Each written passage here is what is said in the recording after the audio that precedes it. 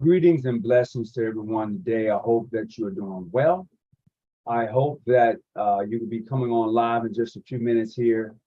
This is going to be very interesting, and I'm looking forward to having this great conversation with you today. So, it's going to be interesting because today, the title of today's is going to be the process. That's the title of today's program is going to be called the process. Now, you're going to be wondering, what is this process?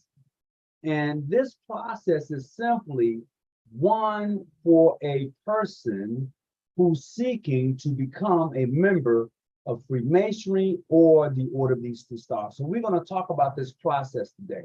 What's going on, Travis? How you doing? So everybody, please come on in and join us on this live Zoom that I'm having here today.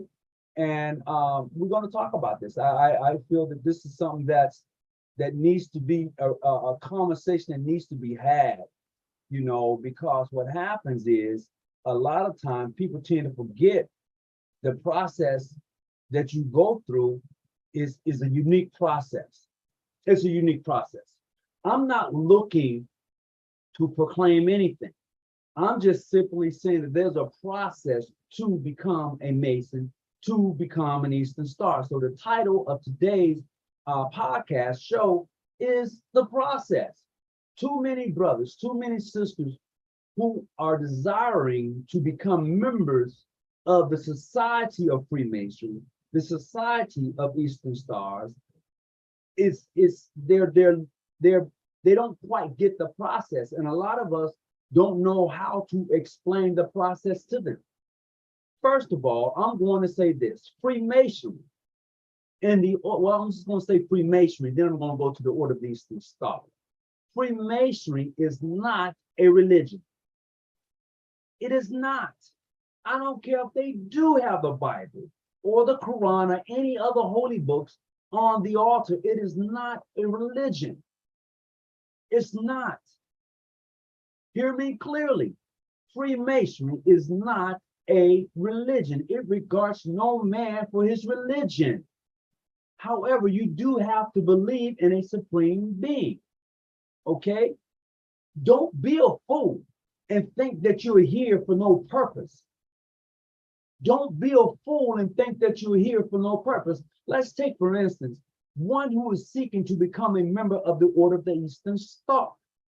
She first have to go and knock or find a sister and explain to them, look, I'd like to be a member of the Order of the Eastern Star. I must remind you, on the altar of the Order of the Eastern Star is a Bible, and that cannot be removed. Hear me clearly. In the Order of the Eastern Star, there's a Bible upon their altar, and it cannot be replaced or removed because of those 5 herrings in the Order of the Eastern Star. Now, in the Quran, you find those same 5 herrings with different names, but in the Bible, for which the Eastern Star bases its fundamental existence out of, it can't be moved. Now, if you are a sister who's looking to be a member of the Order of the Eastern Star and you are not of the Christian faith, you could take your obligation upon another book of your faith or a book of your choice. There's nothing wrong with it. But there's no other book that's going to sit on its altar. No other book at all. So I just want to invite everybody who's going to be coming in here and joining us today. I can be a little controversial at times, but what I like to do is really break down things simple for the person who's looking to be an Eastern Star or a Mason. I want that person who is looking to be an Eastern Star and a Mason to enjoy the craft. I want them to go in with all the vigor and all the zeal and really get to know the inner workings and what it means to be an Eastern Star, what it means to be a Mason, and then come out of that and share the experience. Not go in and then you are just a Mason, you are just an Eastern Star. You don't participate in anything. You just pay your dues just to say you're a member. That's for naught. There was no need of you even seeking to be a member if you were going to do that. You should have just closed up shop and said, I'm cool. Because I would say this, there are a lot of individuals and brothers and sisters that are walking around with tons of information and knowledge within inside themselves that can actually help those who are Freemasons. And I know you're probably saying, well, how do you figure that? How do you see this thing popping off? How can you say that there's a lot of individuals walking around with a lot of knowledge that can help Freemasons? Well, look at Manly P. Hall, for instance, one who was not a Mason, but one who had tons of information, one who was very well versed in a lot of different philosophies that came into Freemasons and educated them on the process and philosophy of Freemasonry. He was just one of many who's done that. So there are many individuals who are very well versed, very well educated on history and secret cults and societies that can really come into this organization and enlighten us on a whole lot of things. There are individuals who are part of, who are Muslim, okay, who seek to be Masons, that is full of wealth, that is full of a wealth of knowledge that can really help educate you in Freemasonry. They really can. And then even when they proceed up the various degrees, whether it be York Rite or Scottish Rite, but when they become a Shriner, that knowledge that they have in regards to Islam is going to propel those who are already Shriners to see it from a different point of view, because they hadn't been taught no other way, but it's a playhouse. Shrindom is not a playhouse of anything. As a matter of fact, Freemasonry itself is not a playhouse of anything. But so many times, what we have shown, what we have done, is shown it in such a playful way, in such a party way, in such a club way, in such a way that when people see Freemason, when they see the Shrindom, they figure, hey, that's a club, man. That's they just having a good time. And it's not like that. It is not like that. If you are one who has a ton of knowledge and wealth built up inside of you, then when you enter the doors of Freemasonry, you then, that light that's burning inside of you, that light that's already on, is going to burn even brighter because of the philosophy and teachings within the course of Freemasonry is going to strike that match. You're going to be ready to blow up. You're going to be like I once were and still is. You're going to have that zeal for the organization. You're going to have so much of it till it's going to be hard to set you down or put you out. It's going to just be hard because you're going to have that love that's not like others. The love you're going to have for Freemasonry, being one who's already understanding the occults in societies, is going to be different than the average person because you're already there. So look, I want to invite everybody who's popping in today. Today we're talking in regards to the process of becoming a Mason, the process of becoming the Eastern Star, and what does that look like? You know, how does it go? Because different jurisdictions, Grand Lodges do things slightly different. Some Grand Lodges can have individuals waiting up to a year to become members. Some Grand Lodges allow you 2 months, some may say 3 months, some may say 6. You know, each Grand Lodge, each jurisdiction has their own length of time to which they verify whether that person really wants to be a Mason or not. And their process is that they're going to probably ask you to volunteer at a few of their events. They're going to see how dedicated you are going to be. And then based upon that dedication that you have shown not being a member, then they can say, you know what, he's not even a member, but he's showing up. He's not even a member, but he's doing these things. So based upon that, they may say that brother right there, he will make a good Mason. Based upon that, they may say based upon him having a good job, he has a good family background, based upon his name, based upon what he does in the community, he will make a good Mason. See, the problem that I find occasionally, the problem that I see with the motto of Freemason, it says Freemasonry helps good men to become better men. Now, I'm a firm believer at one time that was truly a hell of a slogan. Masonry helping good men to become better men.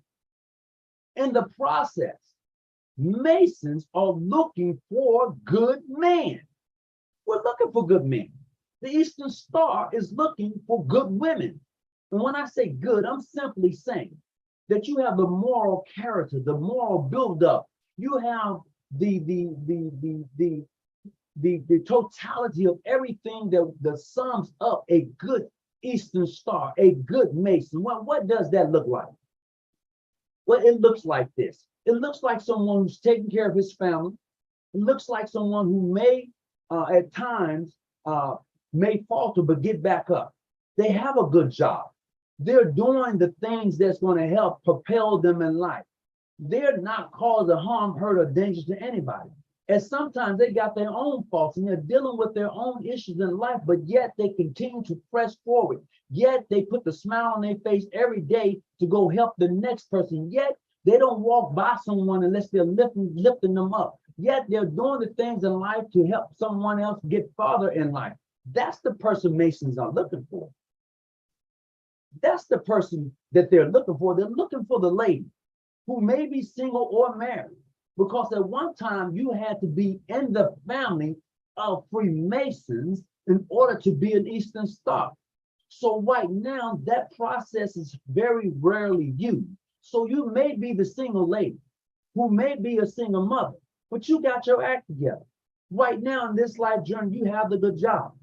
You're actually involved with activities in the community. You're actually helping other people along this life journey. Now, when you become an Eastern Star, they're going to break down some other things to you and add something to that. So the Eastern Star don't help you to be a good woman. It helps you to understand the good woman that you already are, because they're going to break down the mere fact that you're going to go through some processes if you're not already gone through them. And the wealth of knowledge that you're going to bring to the order of the Eastern Star is going to be one of whether you have been a divorcee, whether you have lost your spouse, whether you have gone through some trials and tribulations in life. And then when you become an Eastern Star, you're going to have a better understanding of those 5 points that they're going to point out to you in the Eastern Star framework. You're going to be able to say, well, you know what? I'm a widow. I understand this point. Well, you know what? I'm a friend, a true friend. I understand this point. Oh, you know what? I'm a sister. Oh, I get that point. Oh, I'm a mother. I really understand this point. See, there's going to be some things that you're going to bring to the order of the Eastern Star is going to help enhance that chapter. Just like a person who's a Mason, a brother, a man who's looking to become a Mason, there's some things he's going to bring to that lodge that's going to enhance that lodge. But I'm going to tell you this. Greetings, everybody who's coming in. I appreciate you. Greetings, Miss Brother Jones, Brother James, that is. Mr. James, how you doing? Mystic Man, Granite, Travis, how you doing? I appreciate you. Thank you for coming in. Today, we're talking about the process. We're talking about the process. Some of you may say, well, what process are you talking about? I'm talking about the process to become a Mason, the process to become an Eastern Star. So, getting back to the Masonic side of things, getting back to the Mason, gentleman who wants to be a Mason, he's already an outstanding citizen. We want them. We want them. He's already doing the things that we are desiring to do. We need that person. See, we need those young Thundercats, those young brothers who are full of zeal, that they want to see their community come up. They want to see the next man do better. We need them young Thundercats. But you can't cut that young Thundercat down. Okay? He becomes a Mason. And you tender. You've been there 13, 14, 10, 5 years. Okay? You sitting in a seat and you see this young Thundercat coming through. He's full of zeal. He wants to do and try everything.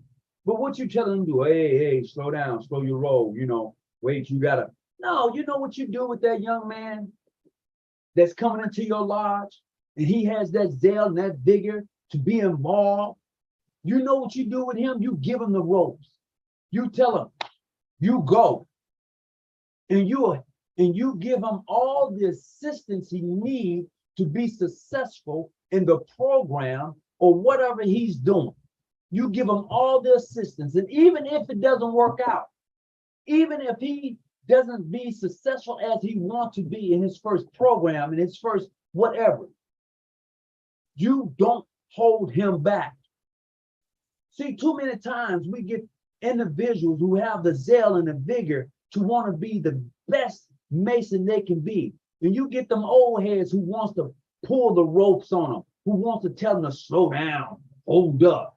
No, you don't do that to no youngster. You let him look, let him roll, you let him go, but you guide him. You know, he's a thoroughbred. You got him. He's that, you got that stallion. You let him run until he can't run no more. But teach him how to run. You don't, wow, no, you don't need to. No, don't do that to him. When you got individuals who's really interested in becoming a Mason, who's really interested in becoming an Eastern Star, and they come in, you support them. When they want to learn something, don't hold it back. Oh, you ain't ready for that. You have no idea of that person's experience in life to tell them that they're not ready for it. Because the first degree in Freemason says that you should occupy your mind with useful knowledge. It doesn't say it should be just this or that. It says to occupy your mind with useful knowledge. You see, I got to do a private Zoom because there's some things I want to say, but I can't say it on here. But I'm going to go in such a way that you may be able to follow me for those who have been initiated, all right? So follow me if you will. So when you're going through the process, your application has been accepted. They are giving you the green light. You have paid your fees. Fees vary from Grand Lodge to Grand Lodge. Fees vary, okay? You have paid your application fee for membership. They have voted and said, yes, this person will make a great candidate for Freemason. You go back, boom, it's over. You get the phone call, you get the letter. It says, we, the brothers of such and such a lodge, truly want to congratulate you on becoming, your application has been accepted to membership into such and such a lodge. We want to congratulate you. And we look forward to having you as a brother. Some letters say that, some say a little different, right? Now, what happens is that you go that evening to be prepared to be a Mason. Now, like I said, there's some things I want to talk about, but I'm going to skip. And for the initiate, follow along with this. You see, I'm going to tell you this. Most of us are very prideful of our jurisdiction. I'm a member of John G. Jones Grand Lodge of California, ancient, free, and accepted Mason. What does that mean? Really? What does that mean? I'm a member of the most wishful Prince Hall Grand Lodge of Kentucky. And what does that mean? I'm a member of the most, I'm a member of International Grand Lodge. I'm a member of Modern Free. That means nothing. Absolutely nothing. Let me tell you why. It means nothing because you're becoming a member of a society. You're being initiated through that Grand Lodge to become part of a bigger society. See, some of you think, oh, I'm a member of Prince Hall, I'm a member of John G. Jones, I'm a member of Ancient Free. You're thinking small. You're thinking this is it. This is all. No, when you become a Mason, you are now part of a society. Now, what does that look like? See, in a society, it has everything you want in a society. It has banking structure. It has loan structure. It has a community structure. It has everything you want. This is why Masonry never really claimed that it was a fraternity. Masons, I mean, some of y'all will say, oh, it's a fraternity. Mason, period, has never claimed it was a fraternity. It says in its books, it is a society. It says that. And you know it says that. It says harmony and strength being important to all society, but more especially of ours. Why it is especially ours? Why ours? It doesn't say more especially John G. Jones, more especially Prince Hall, more especially International, more especially Prince Hall, PHO, more especially modern. It doesn't say any of that. It says more especially of ours. Well, what does our look like? Unless your ritual says more especially my Grand Lodge, period, that's different. But I doubt if it says that. I have about 10 different rituals that says damn near identical the same thing. But we take it so personal, which is great, but you're missing the biggest construct of Freemasonry. I would tell you this. My Grand Lodge is part of the Great Masonic Alliances of Grand Lodges, okay? You may be saying, well, what's that? I spoke about that earlier today. The Great Masonic Alliances of Grand Lodges has over 100 different Grand Lodges from around the world that comes together to build. And you can find everything from mixed lodges to female lodges to men lodges. You can find it all, but it's to build. Okay? You have to make the choice as a Grand Lodge that is part of this Great Masonic Alliance, which Grand Lodge you want to build with. Here's 100 Grand Lodges. Which ones do you want to build with? And I think it's over 100, but I'm just saying, which ones do you want to build with? So you're not limited to just being where you're at. See, when you say a society is bigger than a community. Okay? A society is bigger than the community. And what we're finding today within the society of Freemasonry, those ancient customs must always be in place. Those ancient customs must always be in place. Well, you may be asking, well, what are those ancient customs? Well, ancient customs are molds and moods of recognition. That's all they are. Some of you are probably saying, well, you're talking about the landmarks? Oh, man, forget about the landmarks. I'm talking about ancient customs. How does one recognize another Mason? How does one greet another Mason? How does one interact with another Mason? Those modes of recognition that only are given to those who have been initiated in Freemasonry. Those are ancient customs. They must stay in line. They must never change. Now, you see that G? See, that G wasn't there all the time. This G right here was not always there in Freemasonry. Now, some will tell you that the G is for geometry, God, deity. That's what they would tell you, which is probably right. However, it was not always there. The Bible was not always on the altar of Freemasonry. No, it was not. However, in the United States, you will find the Bible being one of the most prevalent books upon its altar. It's true. This is why some may say that Masonry is a Christian organization, and it is not a Christian organization. It may have some tendencies, which all religions do. They come together, they mash, they come together, and they work in that framework of being a brotherly love. But it's not that Christian. That's not that Christian organization. Well, you know, you got to believe in Jesus. No. You got to be baptized. No, it's not that. It says clearly in the ancient customs that one must believe in a supreme being. Why? Why must you believe in a supreme being to be a Mason? I can't go into that on here. I want to, but I can't. There's some things I would only do in my Zoom. My next Zoom is going to be coming up on Wednesday. Next Wednesday is going to be my Zoom. So if you want to be in the Zoom and you have already been initiated, passed and raised, those are some of the things that we're going to go into detail about. Why the G? Okay. And there's some other things, but that's just one of the topics we'll be hitting on. Let me give you this email real quick.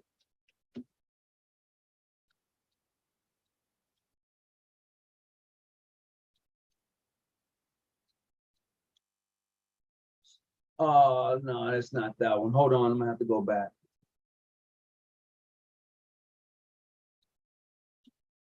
There you go. Hit me up at this email address, I will send you a link to the Zoom on, I can't do it Wednesday. I'm sorry. I got the National Grand Master for PHO on next Wednesday, so I can't do it at that time. I will probably have to do it on Thursday, which would be September the 1st, if I'm not mistaken. I have to do it Thursday. All right. It will probably have to be Thursday, but send me your, if you hit me up, I will send you the Zoom link. Okay. Greetings, everybody who's coming on. Today we're talking about the process of becoming a Mason, the process of becoming an Eastern Star. Mr. James says the Bible should not be there. Greetings, Bradley. How you doing? Peace to everybody. Lovely Reed. Should the Eastern Star process feel like a sorority? No. See, look, I'm telling you, the Eastern Star is for grown women, grown ladies. It's for adults. It's not for sororities. It is not. Being a Mason is for grown men. It is not for the young-minded person who wants to pledge anything. If you want to pledge, go to college and pledge. Freemason is not for pledging. Eastern Stars is not a sorority. It is not. Let me go into this in a little bit more fashion. See, in the order, in the workings of the Eastern Star, you're going to deal with some points I just talked about just a few minutes ago. Those points are about being a mature lady.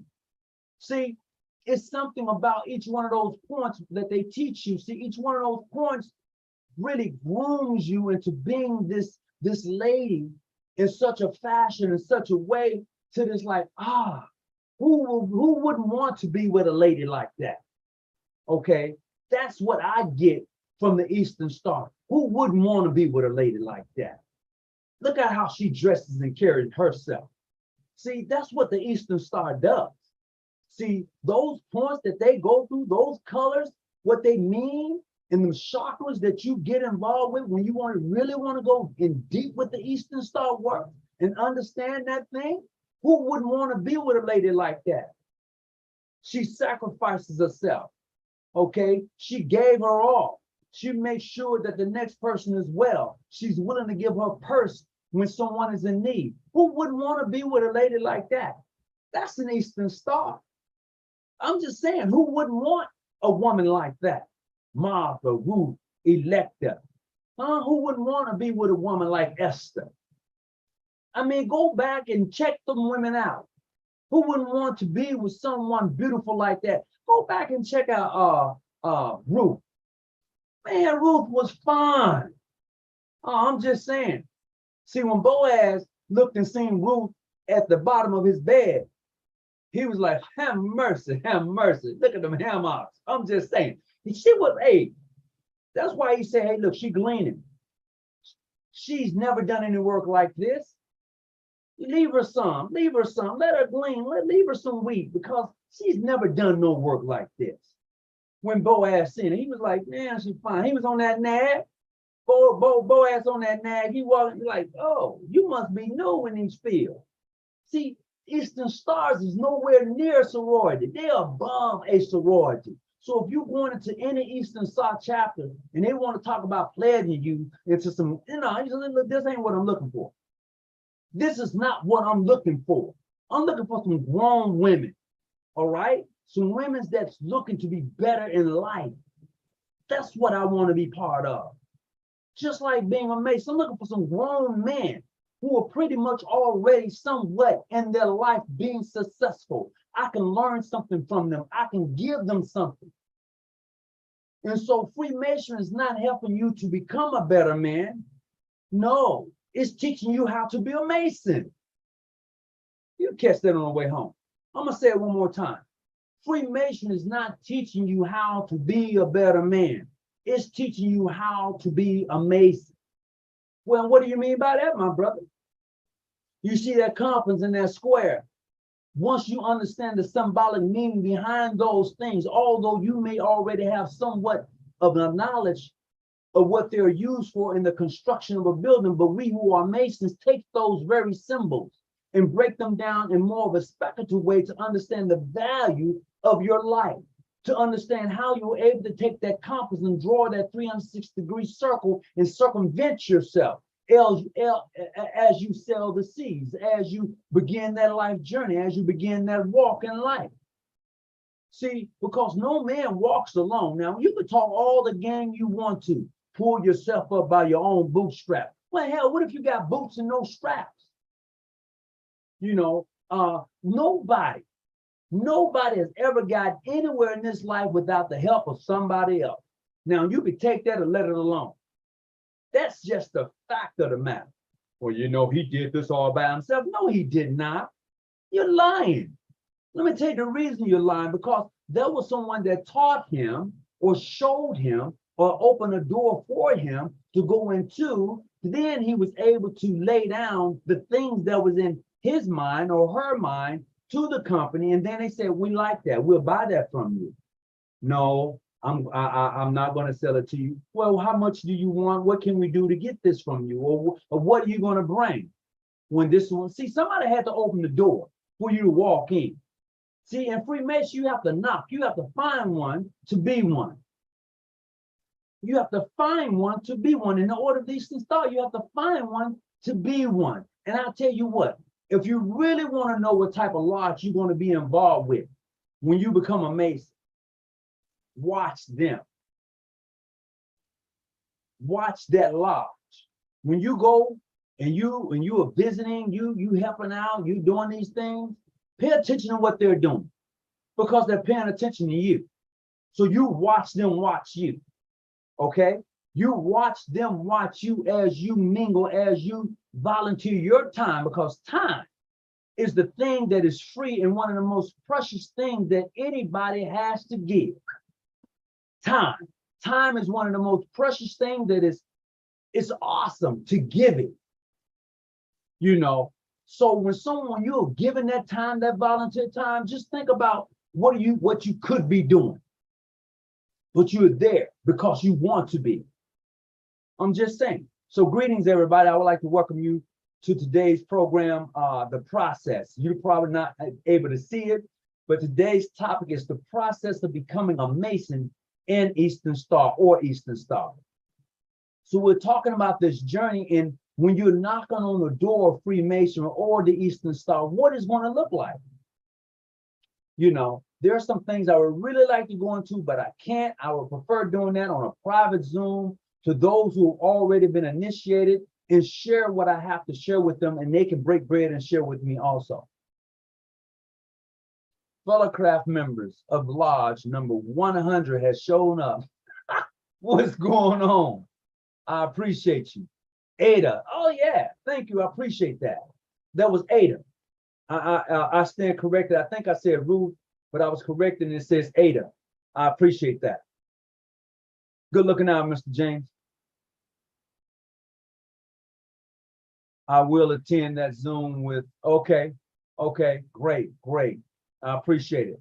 So as we get back on the subject at hand and dealing with the process of becoming a Mason or an Eastern Star, I'm just going to share with you the process here in my jurisdiction. The process to become a Mason in this particular jurisdiction, if you are in California, Los Angeles, if this is our process, okay? Our process is that once you have submitted your application, you're going to get a phone call from various brothers from various different lodges. We do that. We just don't allow one lodge to talk to you. We have multiple brothers from different lodges to give you a call. Once you have received that phone call, they're going to try to find out where your mindset is at. What are you doing in life? What have you accomplished in life? Okay, what's your skill set? Once we have identified your skill set, once we have identified that you are not a felon, and I'm not saying that you don't deserve a second chance. You know, I never said that. I'm saying once we've identified that you're not a felon, and even if you were a felon, it was some years ago, we can work with that, okay? Because everybody deserves a second chance. There are some lodges that will say, oh, no, we can't. No, sir. You stole a car when? And you went to jail for how long? Nah, no, we can't do that.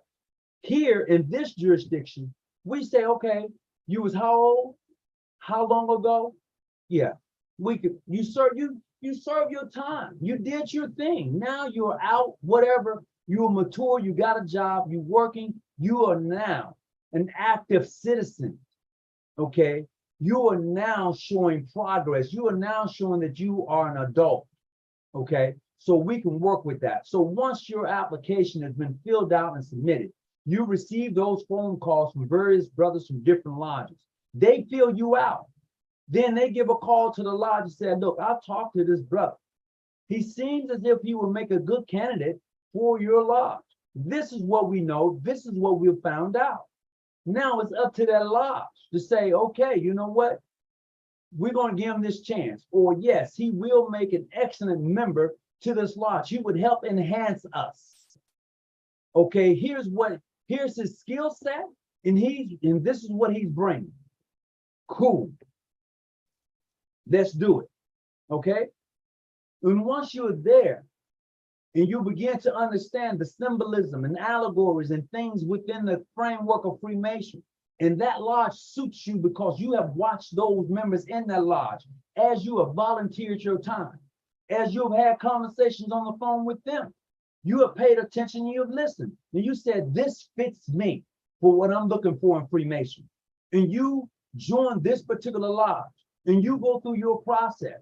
You have did your thing, and now you are an enter apprentice. You have entered, and now you begin your journey. That's all an apprentice does. He's entered the lodge. Now he begins his journey. Okay.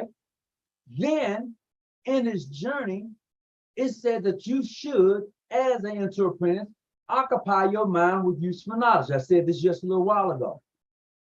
It didn't say what knowledge. It said knowledge, period. Unless your lodge or your jurisdiction clearly says, this is it, I'm going to give you this manual. I don't want you looking at nothing else but this manual. That's it. Well, that's it then. That's all I got. In this jurisdiction, we say, look, here you go. Here's your manual. Here's what you have to learn here. But I'm not going to hold you back. I'm not going to say you can't learn this or that. But once you learn it, keep it in your breast. Hold it. You don't have to tell the world you know it. Once you learn it, keep it in your breast. You don't have to tell the world, look at what I know. You don't have to do that. You just take it and say, okay, I got it. I got it right here. I'm going to hold it. I'm going to hold it. So when that time comes and you go through your proficiency for the preceding degree, and you've learned that which was expected of you to learn, now you're going into that next house. But because of your educational knowledge, because you already know the arts and sciences, the liberal arts, you know the mathematics, you know algebra, you know these things. So when you get to that next degree, which opens up a universal brotherhood of Freemasonry to you, you're going to be well versed. When you walk up the winding stairs and understanding why you're curving those stairs, why those stairs wind like they do. And you break down the symbolism of understanding the 3, 5, and 7, what it really means to endeavor yourself in the educational point of view of what they mean in Freemasonry, especially in the ancient customs. It's a wrap. It's on now. See, what you learned in that first degree, you apply to that second degree. It's, man, the brothers will be like, what'd you learn that from? Who told you this? No, no, no, no, my brother. You said for me to occupy my mind with useful knowledge. See, the process,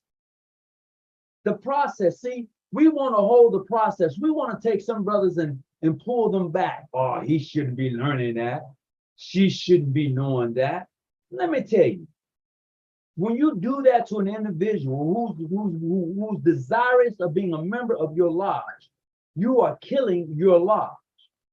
Because when he gets pissed off and you don't see him at the next 3 or 4 meetings, he's like, man, that lodge ain't about nothing, man. Them dudes, they ain't ready. They ain't ready. He's sitting at the bar. He's out the spot. And everybody knew he was going through the process. Everybody knew that he made it an apprentice.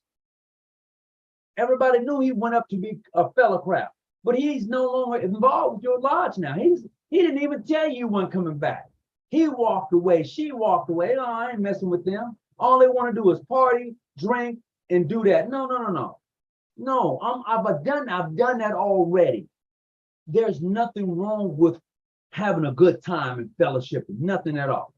But if that's all you want to do and show your members, that's all you, well, we having a picnic, we having a barbecue, we're drinking, we're talking, we may even be puff, passing and passing. We're doing all those things, but yet we have not yet shown this brother or this sister the inner workings and the true meaning of what it is to be an Eastern Star or a Mason.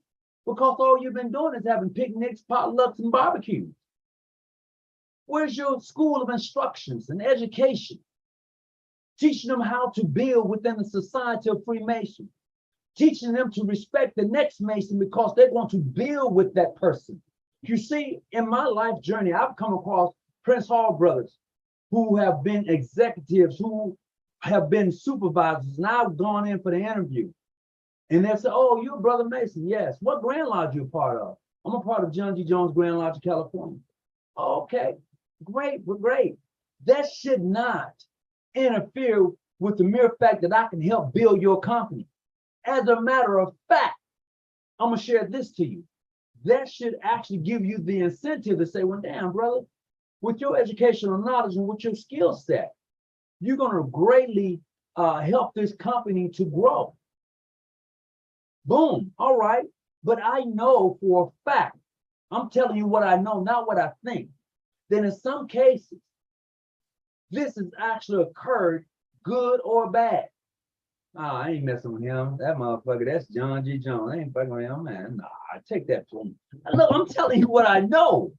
And that's not how it's supposed to go down. Oh, you know, man, I ain't messing with that brother. He Prince Hall, man. That brother in Modern Free International, man. Hey, Clarence, that's not, no. You're missing out on an opportunity to build. You're missing out on an opportunity to grow. I don't let opportunities pass me by. I don't. I do not allow opportunities to pass me by. Not if I have anything personally that I can do about the opportunity. I'm just saying. I believe a person who's offered or who's given an opportunity should see it all the way through, unless the person on the other end do not wish that you become successful in offering you the opportunity. He or she is going to either open the door or close it. But once I walk through the door, as I've said many times before, I'm going to put a brick in the door because I need somebody else to come in. Most of the time, or some of the time, people want to close the damn door. You know I ain't lying. You know I'm not lying. Come on now. So back to me. Greetings, Brother Larry Diamond. Glad to have you on tonight. Tonight, we're talking about the process. The process of becoming a Mason, the process of becoming an Eastern Star. What it should look like, what it should mean for those brothers who are Muslims, be it Sunni, be it Shiite, be it of the Nation of Islam. You are a Muslim. You practice Islam, meaning one who submits to God. Now, your process shouldn't have anything to do with that other book on the altar. As a matter of fact, as Brother James so politely put it, he said it shouldn't be a Bible on the altar. I can agree to disagree. I see his point. I see his point. Now, when my brother who's a Muslim is looking to become a Mason, as he is being interviewed, there are some important things he should be asking. What do you think about those who practice Islam? What do you know about Islam? Have you ever been to the mosque? Have you ever sit and talk with anyone regarding Islam? And if all he can tell you is Jesus, Jesus, then he has no other ideal about Jesus. All he knows. See, because you must realize one thing. The man Christ, the Christ man, Yahweh, Joshua, he was a carpenter. And what tools do you see back here? Those are tools of a carpenter. You'll catch that on the way home, see? You'll catch that on the way home. See, the master was a carpenter, you know? So he understood the working tools and how to break them down and how to build up. He understood them. His father was a carpenter. Come on, somebody need to talk back to me because I think you're falling asleep on me tonight. Oh, I think you're going somewhere. Brother, you are the builder of What's up, Captain Black? What's going on, brother? I appreciate it. Thank you. Appreciate all of you who are coming on this evening. I hope that you're able to grab something out of this. So when you are interviewing a brother or a sister, you're looking for good men. You're looking for them to make them Masons. Because in their life journey, they already have the zeal to be good men. So what you want to do is introduce them into a new way of processing the symbolism and hidden meanings of allegories and symbols. That's what you're introducing them to. They may already be on that road. And they may be even willing to enhance and enlighten you. You just got to be willing to open your mind and not be so mind closed, but be one of open mind. See, some things I've learned in this life, and some of you have already been there and done that. You know, recently I was told, and this is true, well, a long time ago I was told this, a man that always has his hands balled up, he can never receive anything because his hands are always balled up. If you walk through life with your fist always balled up, you can never receive anything. Be it a hand up or be it a token, because your fist is like this. See, in Freemasonry, and then I'm gonna jump over to the Eastern Star, but I can tell you this, in Freemasonry, it prepares you for a journey. And this journey is gonna be one that you take, and at the end of the journey, you won't be able to turn around. You can't go back. Now, you're probably saying, what are you talking about, Brother Tony? What do you mean that Freemasonry prepares you for a journey? And at the end of this journey, you can't turn back. Well, I can only go that far. I can't, where I want to go, I'm going, but I can't really go in deep. I can't, because, you know, some things are left to the craft. All right. Some things are just left to the craft. I can give you tad bits, I can give you some crumbs, and then that's as far as I can give you. Now, if you want the meat, you're going to have to go and join the lodge. Find one that's suitable for you, join it, and I pray that they give you and they teach you the things that's going to be necessary to help you along that journey in Freemason. So when you enter the lodge, and then you walk through those pillars, you know, one on your left, one on your right. See, in most of every occult initiation, you're going to walk between pillars. And what does that mean? That means you have entered something new, okay? Just like coming out of a mother's womb. She has two pillars and they open up as such to allow you to enter into this world, which is new to you. You come from darkness to light with a cable tow attached to you. And once that cable tow is then cut, then the mother begins to breastfeed you, to nurture you, to teach you how to govern yourself in this world. Whereas when you was in the belly of the mother, she cuddled you, she talked to you, she made sure that you heard her voice. See, some of us tend to forget how esoteric Freemasonry really is when it comes to giving birth. You catch that on the way home. See, everything that brings a new has something to do with water. See, in life, Grandmaster Frank J. Bobo, one of the most famous Grandmasters in the state of California, ancient free and accepted Mason. He was the Grandmaster of the most wishful Sons of Light Grand Lodge. Right now, my dear brother, Omar Scarf is the Grandmaster.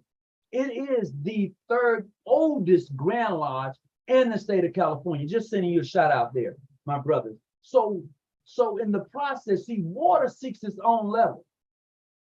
See, you can have a table and you can move it left, you can move it right. Water is going to seek its own level. That's why water is in the thing that you balance on the level.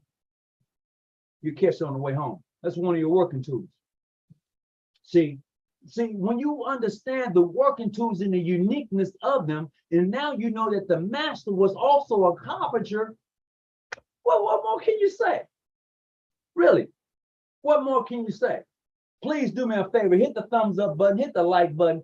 Come on in, join me tonight. I hope that you're getting something out of this, because I want to be able to share this with you.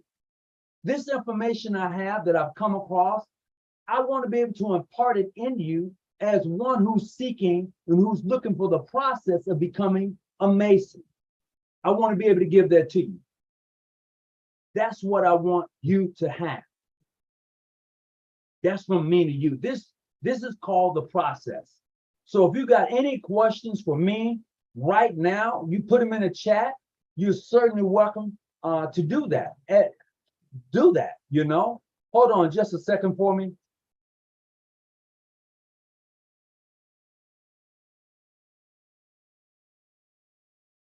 I wanted to actually give you the link. If anybody wanted to join me on Zoom, I was actually trying to see where I can find this link and send you the link to the Zoom.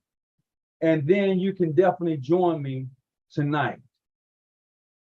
But at this time, that's not happening. That's not happening. I was definitely looking to send the invite for this particular Zoom right here. Let me see if this is going to be it.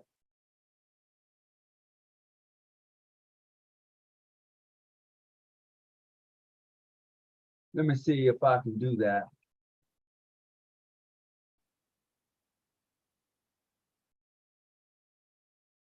I think I was able to put in the link. That's the link. If you want to join me right now live on Zoom, that's the link right there.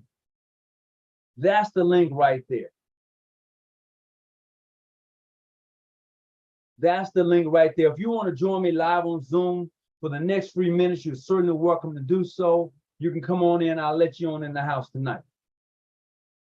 So as we continue this journey, as we go into Freemasonry and look at this process for which you are about to make this journey, I'm just going to recap a couple of things that I really want you to consider. To my sisters of the Order of the Eastern Star, I would need you, when you find that chapter that you so desire to become part of, I would need you to check those ladies out and see what's going on in their lives, just as they're checking you out to see what's going on in your life. You need to know, are they outstanding women? Are these women really about helping the next woman? Or they are just about gossiping and talking about the next woman? And to you Masons who are looking, to you new members who are looking to be Masons, I'm going to need you to check that lodge out. Are they truly about building a brotherhood, a society? Or are they out about just want to party and have a great time? And as I've said before, there's nothing wrong with having a good time. But what I'm saying is that it should not be at the expense of one who's becoming or wanting to be a member of the Society of Freemasons. Too many times we have gotten Freemasonry mixed up with pledging. Too many times we've gotten Eastern Stars mixed up with being a Sorrow. You're not a Sorrow, my sister. You are a member of the Order of the Eastern Star, and it means something. My brothers, you are not a frat, a fraternity. You are a member of the Society of Freemasonry, and it means something. You know, you got to really get in and really get yourself involved with your Grand Lodge in order to see it for what it is. I mean, literally see it. If your Grand Lodge, if your lodge is hounding you for money every time you look up, we got to do this raffle, we got to do this, and they just hounding you for money. Oh, brother, look, I can, you know, I pay my dues every month, or I may pay them all up front. And I may even make some donations, but damn, every time you look around, you want some money? Nah, bro, no. You know, I look, my past grandmasters, a couple of them was like that. That's the God honest truth. And I said, when I became grandmaster, I would not treat the craft like that. I would not do that to the craft. That was my thing. I did not want to treat the craft that way. You know, like if it's some type of money machine. Some grandmasters do. I'm just going to put it out there. Some lodges do. That is something that I did not want to do. That is something that I was like, no, I'm not going to do that. And so I didn't do that. I treated the lodge in the Grand Lodge with dignity and respect to the office.